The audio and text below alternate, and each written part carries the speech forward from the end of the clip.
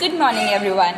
In this video I'll tell you about the state government. Okay, so this is third chapter of your book, and first what I will deal with Indian Federal Union. So as we know, India is a federal union with how many states and how many union territories? So it's written 29 states and 7 union territories, but child, I'll inform you that as we know, we have got at present 28 states and 8 union territories. Okay, and with Jammu and Kashmir still having a special position, but as we know that Jammu and Kashmir has now become a union territory, and Jammu and Kashmir and Ladakh are two separated now, and India has formed a federal form of government. Federal form of government का मतलब क्या होता है? It means that we have two levels of the government. दो level है government का, one at the centre and another in the state and union territories. क्या है? एक सेंटर में and that is central government, and दूसरा है state and union territories में. And the constitution has divided the parts and function of the two government in clear terms. जो constitution है हमारा, that has divided parts and functions of दोनों government का clear term में, कि central government का क्या रोल है, स्टेट गवर्नमेंट का क्या रोल है. The role is divided. So we'll read about the state legislature. There is a representative form of government at the state level. State level पे कैसा form है government का? Representative form of government. And every state has a legislature. हर एक state के पास क्या है? Legislature है. And state legislature को members कैसे choose होते हैं? Through elections. Some states have unicameral legislature. कुछ states के बाद क्या होते हैं? Unicameral legislature होते हैं. ठीक है. That means they have only one house of legislature. या तो विधानसभा एंड विधान परिषद जब दोनों हो तो उसको बोलते हैं by cameral.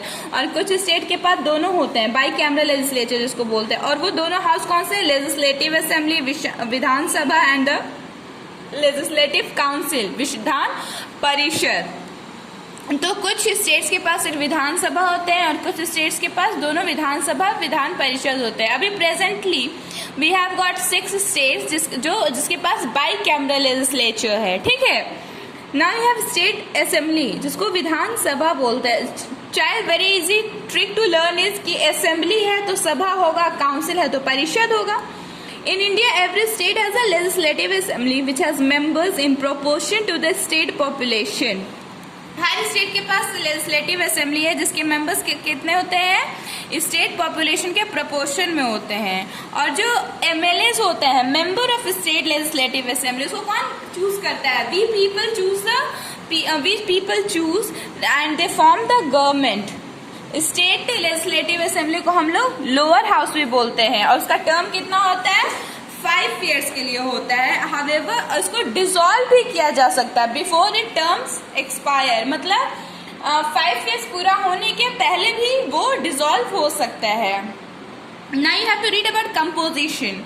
So the constitution states that number of members in the legislative assembly cannot exist more than 500 and cannot be less than 60. Okay.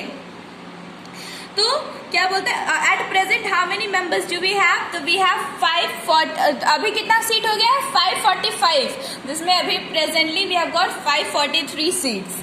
Okay, but exception is Goa and Mizoram. Goa में 32 सीट ये lowest member है and 40 is in Mizoram. Okay, and each state is divided into areas known as constituencies. हर state जो है वो small areas में divided है जिसको कॉन्स्टिट्यूएंसीज बोलते हैं हम लोग. And why this